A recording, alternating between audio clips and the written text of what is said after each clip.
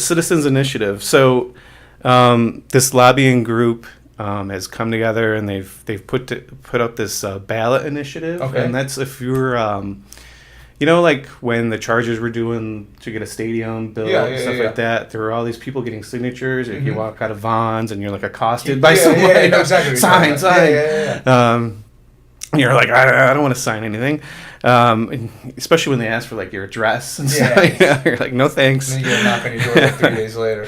But this ballot initiative is endorsed by the tourist industry. It's endorsed by a lot of local businesses.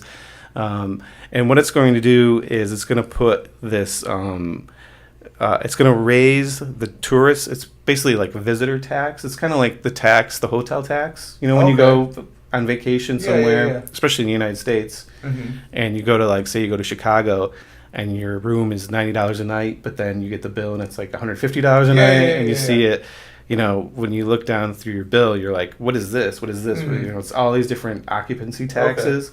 What they're going to do is they're going to raise occupancy tax, and it proposes a 42-year increase in the city's visitor tax, and they claim it'll raise $6.4 billion over the life of the measure. Oh, wow. So what they're going to use that money is to expand the convention center. It's going to pay for the convention center expansion.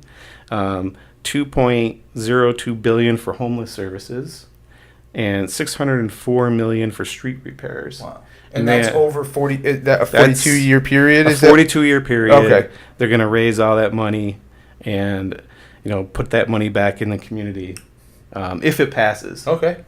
As far as I know, they still don't have the amount of signatures they need. So they still need to get a certain amount of signatures to have it on the ballot.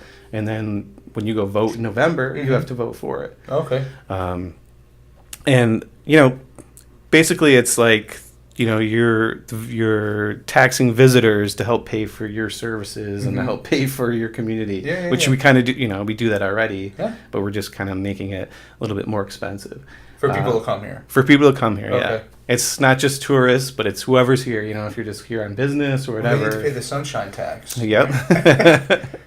So we're kind of like making them pay for our stuff. Yeah, that's smart though. I think it should be that big.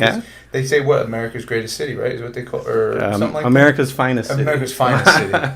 I think it's the greatest city, but the greatest. But yeah, no, that's interesting. That's going to be the hotels and everything like that in the community, helping build the community from people coming in visiting and stuff like that. Yeah, well, they also project. I can't remember how many tourist jobs, but they like project like a certain, like 7,000 tourist jobs a year would be, you know, generated because they'd have more money because they expand the convention center. It's true. And so, I mean, that's the plan. It's always the answer that gets people more jobs. More jobs, and you know, it's in a way it's kind of like free money because you know we're not paying for it. But you know, like the detractors would say, oh well, they'll have their convention somewhere else, or they'll go somewhere else. Like people who are going on vacation, they'll go to San Francisco instead of go to San Diego. But I imagine San Francisco's, you know, occupancy tax is probably twice as much as San Diego's. It's ridiculous. I mean, yeah, you budget in San Francisco is what, like $500 a night? Oh yeah, and that's for like a hole in the wall place if you want to stay downtown. But that's great for the city.